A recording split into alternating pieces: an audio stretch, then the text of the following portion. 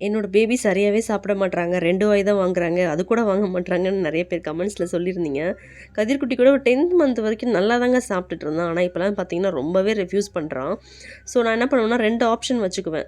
இப்போ for example idli வச்சிருப்பேன். அத சாப்பிடலன்னா பாயில்ட் எக் வச்சிருப்பேன். ஸோ அத ஊட்டி விடுவேன். சில நேரம் சாப்பிட்டுருவான்.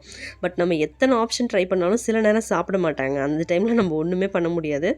அவங்களுக்கு பசி இல்ல. அவங்களுக்கே பசிச்சா சாப்பிடுவாங்க. நானும் ஃபோர்ஸ் பண்ண மாட்டேங்க. இந்த மாரி ஒரு 2, 3 ஆப்ஷன் வச்சுக்கோங்க ஃபுட்ல. இப்போ ஒயிட் ரைஸ் வச்சிருக்கீங்கன்னா, சாம்பார் போட்டு கொஞ்சம் பெசஞ்சு வச்சுக்குவேன்.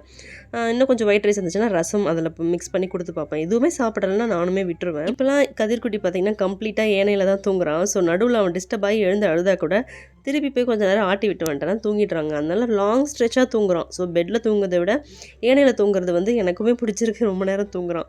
அப்புறம் சில பேர் இந்த வாக்கர் பத்தி கேட்டிருந்தீங்க. அது நான் யூஸ் பண்ணிட்டு கண்டிப்பா வாங்கலாமா, வேணாமான்னு சொல்லலாம். யூஸ் பண்ண பிறகு சொல்லலாம்னு சொல்லிட்டு, நான் இன்னும் போடாம இருக்கேங்க. பட் நானும் கதிர் அவங்க அப்பாவும் சேர்ந்து சாப்பிடணும் அப்படின்னு பிளான் பண்ணா, அவன தூக்கி அதுக்குள்ள உட்கார வச்சுருவோம். அப்படிதான் சாப்பிடுவோம். ஈவினிங் போல கதிர்குட்டிய பார்க்கறதுக்கு சித்தி, சித்தப்பாலாம் வந்திருந்தாங்க. அப்படியே அவங்க கூட ஜாலியா டைம் ஸ்பெண்ட் பண்ணிட்டு இருந்தான். நானும் அப்படியே டீ, அப்புறமா வந்து ஸ்நாக்ஸ்க்கு பஜ்ஜி அதெல்லாம் போட்டு குடுத்தேங்க. கதிர்குட்டி பார்த்தீங்கன்னா, புதுசா இருக்காங்க அப்படின்னா அவங்கள்ட்ட போகாம அப்படிலாம் இருக்க மாட்டான். மோஸ்ட்லி ஜெல் ஆயிடுவாங்க. ஈவினிங் போல போயிட்டு அப்படியே ஃப்ரூட்ஸ், வெஜிடபிள்ஸ்லாம் வாங்கிட்டு வீட்டுக்கு வந்துட்டோங்க. Thank you.